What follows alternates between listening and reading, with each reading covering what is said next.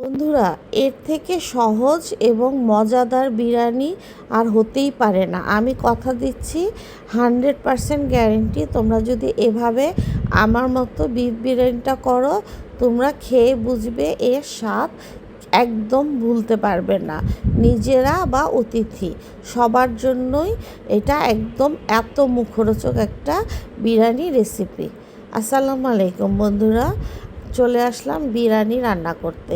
প্রথমে একটুখানি পেঁয়াজ ভালো করে বেরেস্তা করে নিচ্ছি, কারণ পেঁয়াজ বেরেস্তা বিরিয়ানির প্রধান এবং একটা অনন্য উপাদান। এটা ছাড়া বিরিয়ানির স্বাদ গন্ধ কোনো কিছুই পাওয়া যায় না। তার জন্য পেঁয়াজটা খুব ভালো করে বেরেস্তা করে নিতে হবে।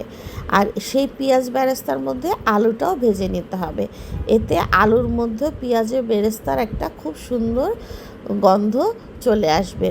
আর আলুটা আমি ভাজার সময় একটু লবণ আর একটু জর্দার রং দিয়ে ভালো করে ভেজে নিচ্ছি। এতে করে আলুটা খুব সুন্দর একটা কালার চলে আসবে। আর আলুটা যাতে ভালো করে সিদ্ধ হতে পারে তার জন্য আমি একটু গরম পানিও দিয়ে দিচ্ছি। দিয়ে ঢাকনা দিয়ে ঢেকে আলুটা ভাজতে সময় দিতে হবে। 10 থেকে 15 মিনিট ভেজে নিলে আলুটা কিন্তু সুন্দরভাবে ভাজা হয়ে যাবে আমার। এই তো আলুটা কিন্তু লাল লাল হয়ে আসছে তেলের মধ্যে, এবং একটু পানিও এই জন্য দিয়ে দিলাম। এতে করে আলুটা সিদ্ধ হবে এবং আলুর কালারটাও খুব সুন্দর হয়ে চলে আসবে। আর বেরেস্তার কারণে আলু কিন্তু একটা সুঘ্রাণও বের হবে। এই তো এইভাবেই আলুটা নেড়েচেড়ে ঢাকনা দিয়ে ঢেকে ভেজে নিয়েছি। তারপরে আবার একটু পেঁয়াজ বেরেস্তা করে নিচ্ছি। এখন এই পেঁয়াজ বেরেস্তার উপর আমি মাংসটা দিয়ে দিব। আমি আগে থেকেই গরুর মাংসটা ছোট ছোট টুকরো করে নিয়েছি। আর সেটার মধ্যে আদা, রসুন, টক দই দিয়ে একটু মরিচের গুঁড়ো দিয়ে ম্যারিনেট করে নিয়েছিলাম। আর সেটাই পেঁয়াজের মধ্যে এখন ঢেলে দিলাম। আর বাকি উপকরণগুলো আমি সব একসাথে দিয়ে এভাবে রান্না করে নিব। এটার মধ্যে দেওয়া আছে আদা বাটা, রসুন বাটা, মরিচের গুঁড়া, আর হলো গিয়ে ধনে গুঁড়া, জিরা গুঁড়া, তারপর একটু টক দই দিয়েও ভালো করে মেখে নিয়েছিলাম। আর এখন আমি বেশি করে দুধ দিয়ে দিচ্ছি আর দিয়ে দিচ্ছি বিরিয়ানির শানের মশলা। তোমরা চাইলে রাঁধুনি বিরিয়ানি মশলা দিয়েও করতে পারো। আমি শানের বিরিয়ানি মশলাটা দিয়েই করছি। তারপর দিয়ে দিলাম বেশি করে দুধ, আর দিয়ে দিব কাঁচামরিচ, আর স্বাদের জন্য একটু চিনি দিয়ে দিব, আর পেঁয়াজ বেরেস্তাগুলোও দিয়ে দিচ্ছি,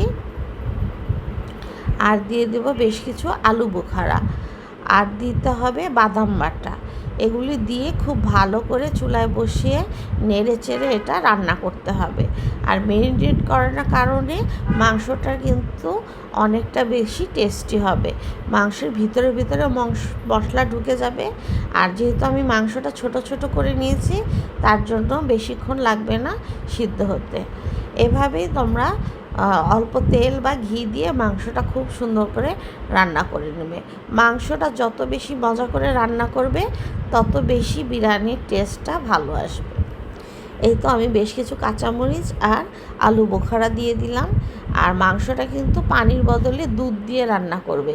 দুধ দিয়ে বিরিয়ানিটা রান্না করলে কিন্তু খুবই টেস্টি হয়। আর বেশ কিছু কাঁচামরিচ দিতে হবে, যাতে কাঁচামরিচের গন্ধটা বিরিয়ানিতে খুব সুন্দর একটা গন্ধ চলে আসে। আমি কিন্তু কোনো কেওড়া জল বা ওটাকে কি বলে গোলাপ জল এগুলি ব্যবহার করি না। শুধুমাত্র একদম ঘরোয়াভাবে যেসব মশলাগুলো দিলে গন্ধ বের হয় সেগুলোই দিয়েই রান্না করে থাকি। আর প্রচুর বাদামের পেস্টও দিয়ে থাকি, বা বাদাম ব্লেন্ড করা গুঁড়া সেটা দিলেও পারো তোমরা। এভাবেই করে রান্না করে আমি মাংসটা রান্না করে নেব। মাংসটা খুব ভালো করে কম আঁচে আস্তে আস্তে ঢেকে ঢেকে রান্না করতে হবে। আর রান্নাটা যখন হয়ে আসবে তখন একটু ঘি দিলে মাংসর মধ্যে খুব সুন্দর একটা স্মেল বের হয়।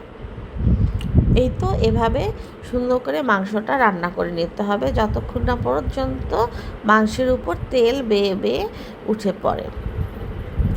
মাংসটা এইভাবে রান্না করতে দিয়ে আমি চলে যাব পরবর্তী স্টেপ, চাল সিদ্ধ করতে।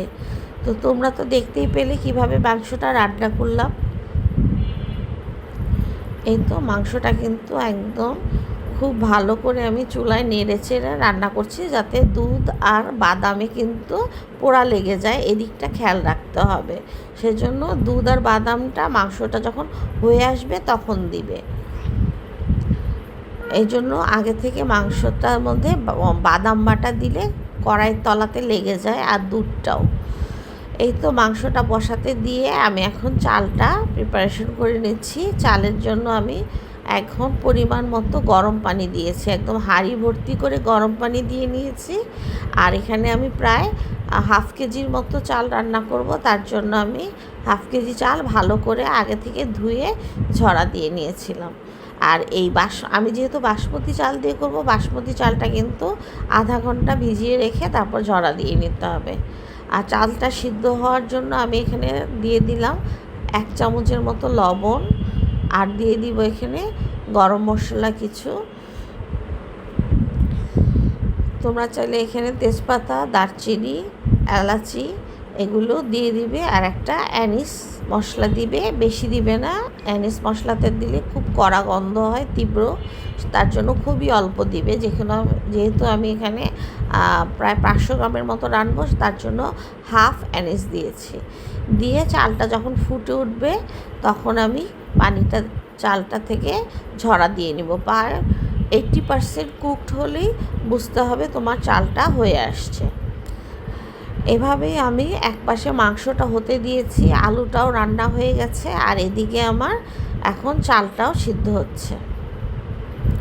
ঈদের পরপর বেশ কিছুদিন কিন্তু অতিথি আসে এবং বাচ্চারাও খেতে চায়, তার জন্য বিরিয়ানি, তেহেরি, পোলাও আমি রান্না করছি, আর সেগুলোই তোমাদের সাথে শেয়ার করছি কিভাবে কোনটা কি রান্না করছি। আর আমার এভাবে রান্না করা বিরিয়ানি, তেহেরি সবাই এত পছন্দ করে, তোমরা অবশ্যই আমার মতো করে একবার ট্রাই করো, তারপর বলো যদি খারাপ হয় আমাকে জানিও কমেন্টস করে। এখন ওই আলু ভাজাগুলো আমি হাঁড়ির উপর দিয়ে দিলাম, তার উপর দিয়ে দিলাম রান্না করা মাংসটা কিন্তু আমার একদম তেলের উপরে উঠে এসেছিলো। সেই মাংসটা আমি পুরাটা ঢেলে দিলাম, আর একটু মাংস আমি উপরেও দিয়ে দিব, এতে করে 2 সাইডেই মাংসর একটা সুন্দর গন্ধ চলে আসবে। এভাবেও তোমরা রাঁধতে পারো। আবার অনেকে কিন্তু চাল আর মাংস মিশিয়েও রান্না করে, ওটাও আমি একদিন তোমাদের রান্না করে দেখাবো। তারপর উপর থেকে আমি শানের বাকি মশলাগুলো ছড়িয়ে দিচ্ছি। এই শানের মশলা বেশি করে দিলে আর অন্য বেশি মশলা দেওয়ার প্রয়োজন হয় না। তারপর দিয়ে দিচ্ছি এখন বেরেস্তা, পেঁয়াজ বেরেস্তা কিন্তু অবশ্যই বেশি বেশি পরিমাণ দিতে হবে। আর পেঁয়াজ বেরেস্তার সাথে আমি বেশ কিছু কিশমিশও ভেজে নিয়েছিলাম, সেটাও এখন দিয়ে নিচ্ছি। আর একটু জর্দার কালার দিয়ে দিচ্ছি, এতে করে তোমার রাইসটার কালারটা খুব সুন্দর আসবে। আমি একটু দুধের সাথে জর্দার রং মিশিয়ে সেটা দিয়েছি, আর তোমরা চাইলে এখানে জাফরানও দিতে পারো, জাফরানের পানিটাও দিতে পারো। এই তো এভাবে দমে রেখে দিতে হবে 1 ঘন্টার মতো। 1 ঘন্টা পর আমি নামিয়ে উল্টিয়ে পাল্টে দিব। আর প্রথমে 5 মিনিট চুলা জালটা বাড়িয়ে রেখে তারপর মৃদু আঁচে 1 ঘন্টা রাখতে হবে। তারপর চুলা বন্ধ করে দিয়ে বিরিয়ানিটা উল্টে পাল্টে দিলেই কিন্তু তৈরি হয়ে যাবে খুবই সুস্বাদু বিফ বিরিয়ানি বা দম বিরিয়ানি। এভাবে রান্না করে দেখো, তোমাদের কোনো চাল নষ্ট হবে না, কিছু হবে না, খেতেও কিন্তু অসাধারণ লাগবে। তো বন্ধুরা, আজকের মতো বিদায়।